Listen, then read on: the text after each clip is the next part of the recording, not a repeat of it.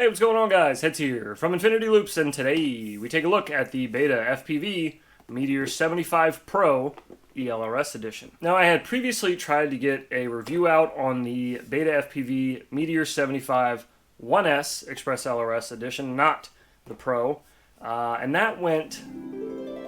Hey, what's going on, guys? Heads here from Infinity Loops, and welcome back. Today, we're going to be taking a very nasally look at the BetaFPV Meteor 75 1S ELRS Bind and Fly Whoop.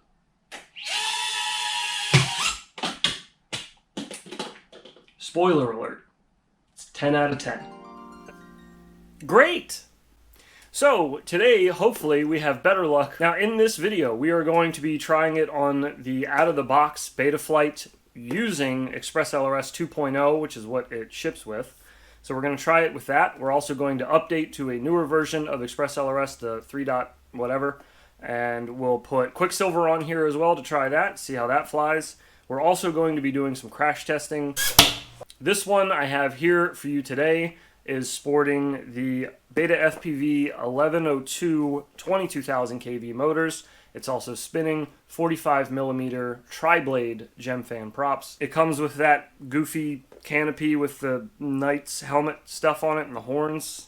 We're not going to fly it with any of that. Underneath the silly canopy, we do have the BetaFPV F4 1S 5A Serial Express LRS on version 2, as I had mentioned. It is also sporting the M03 350mW, allegedly, VTX, as well as the CO3 BetaFPV camera, which I just want to point out, they did mention on the website that is optimal performance. They are claiming a flight time of 6 minutes and 40 seconds. I'm assuming they are using the 550 milliamp battery that they send with the Whoop. We'll see about that 6 minute, 40 second flight time. I have a feeling that that's not going to happen. I don't know if they were hovering for their test or what. We're just going to fly it like I would normally fly it. So I'm assuming, if I had to guess, probably around 4 minutes, maybe between 4 and 4.5, but I feel like that'd be pushing it. With 1102 motors, 1S, usually in the past, at least for my builds, when I get low on the battery, I start to lose a lot of power. I would consider that not really like valuable flight time. I would consider that flight time, but are you doing anything besides hovering during that flight time? If the answer is probably not, then you shouldn't count it towards your flight time, in my opinion, for these reviews. So we will fly it on the 550s that I had just mentioned. We will also fly it on some Weebleed 450s that I have, as well as some Flywoo A30 450s that I have, as well as some Tiny Whoop 450s and some Dogcom 450s. So we'll try out a couple different batteries. The ones they sent, the 550s, are going to be the biggest ones I'm going to try out today. I'm assuming they're the ones they want you to use with this because they sent it with it. So we'll try those first. All right, Meteor 75 Pro. 3, 2, 1, go! A little windy out today. Oh, that camera. Jeez. Fighting the wind a wee bit.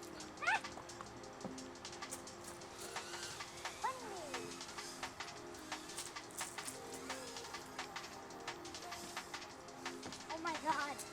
Got pretty good catching power. This is running the 550 milliamp battery that it comes with by BetaFPV. It's a BT 2.0. This camera is rough though.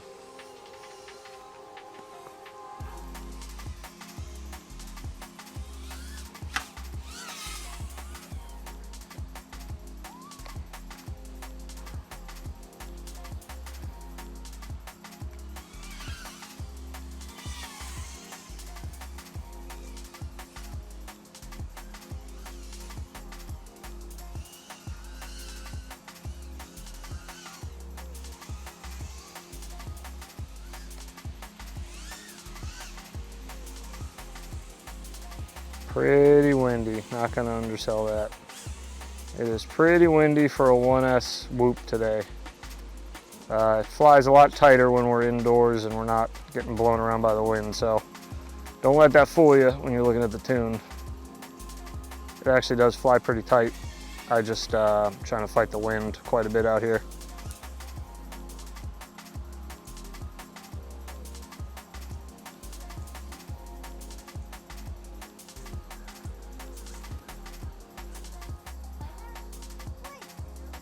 Whoa!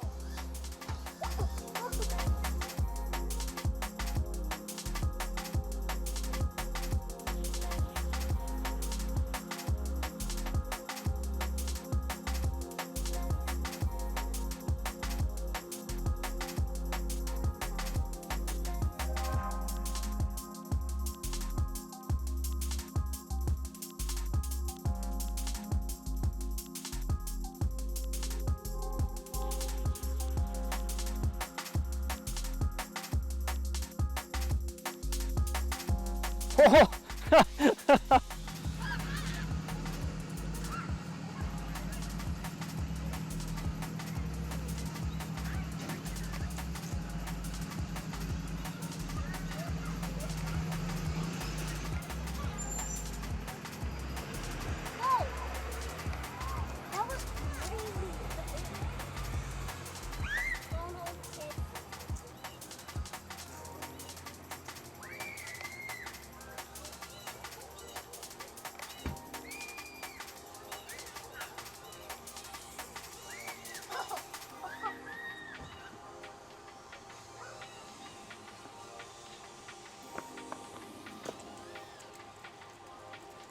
Oh gosh.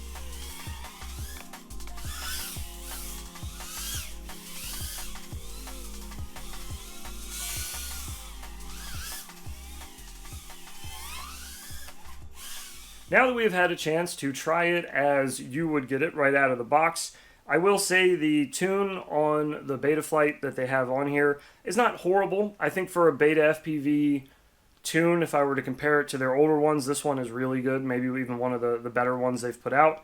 But there is still some room for improvement on the tune. It still feels a little loose. I was able to pull some prop wash out of it here and there. Overall, it was very enjoyable flights. This flies very well out of the box.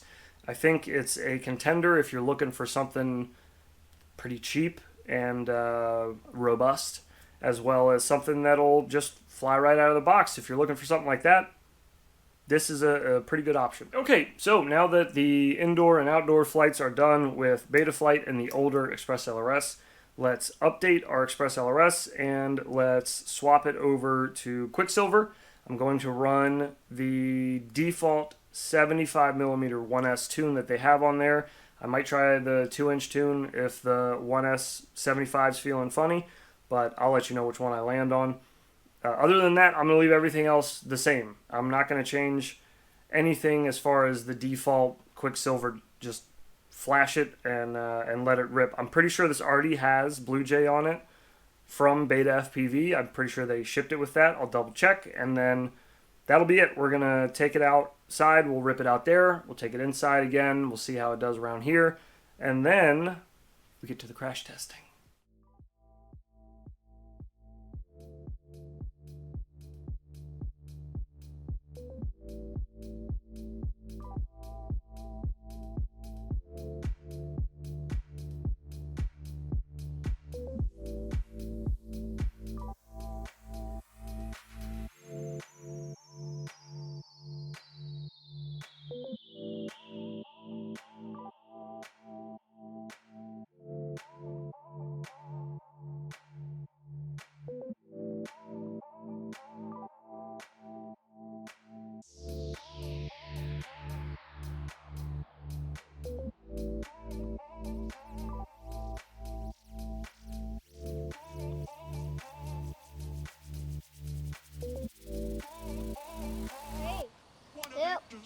Run.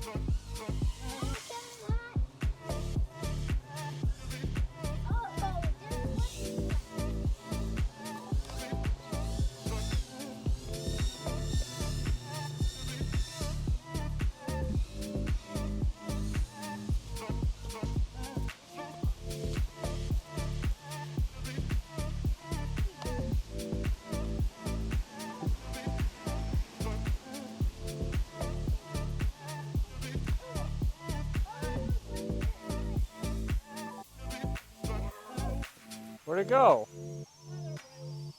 Not the top one.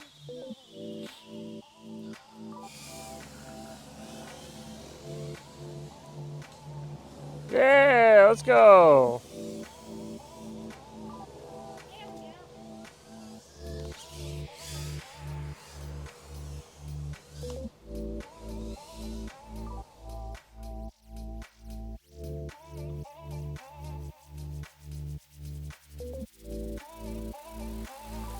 Wanna be just like you.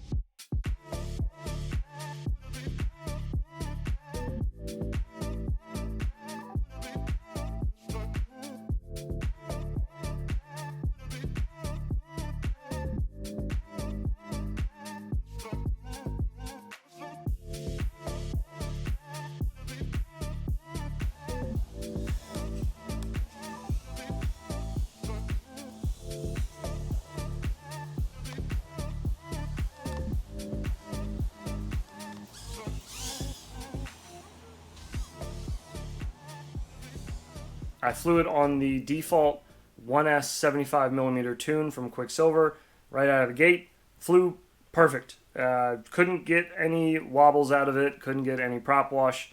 Flew it around in here and it was really good. Flew it around outside. It was great. So I would probably leave this on Quicksilver myself.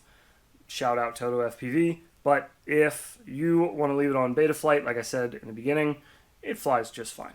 Now, I did get a chance to take everything apart and look at this camera mount, and I didn't break the mount. The mount's fine. I don't know what happened. I'm not sure how the camera came loose, but I set it back into what looked like where they wanted it to sit and put everything back together, and it was holding okay until, again, my first crash, and it's loose. Again, it's kind of knocking around, so you may notice in some of the flight footage you can see a whole lot of duct. And then in other clips, you may see a lot less duct. That just means that there was most likely a crash or something. I bumped something. But now I want to break it. I want to see how much it takes to break it, I should say. I want to just fly this into a piece of drywall until something breaks. I want to see where the weak spot is, how much it takes when you're bashing it around your house. I'm assuming most of you, if you are going to be flying this indoors, will crash at some point. So, you know, let's bang it up a little bit and just see. We already know that the camera comes loose pretty easily, but that's not really breaking anything. This one was crash tested on stream. You'll see all of that footage right now, and then we'll talk about the damage after. All right, good. All right, here we go. 10-4 rubber ducade. That's pretty good. Yep, good. It's pretty good. I will break your robot heart for zone pretty LOL. solid smack.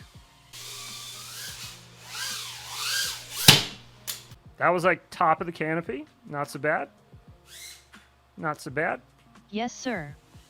I bet on 4. Oh, okay. I disarmed a little early there. I'm Barley trying to hitting make it. sure I don't burn a motor out. But I'm just gonna, we'll just send it. I want to see something break.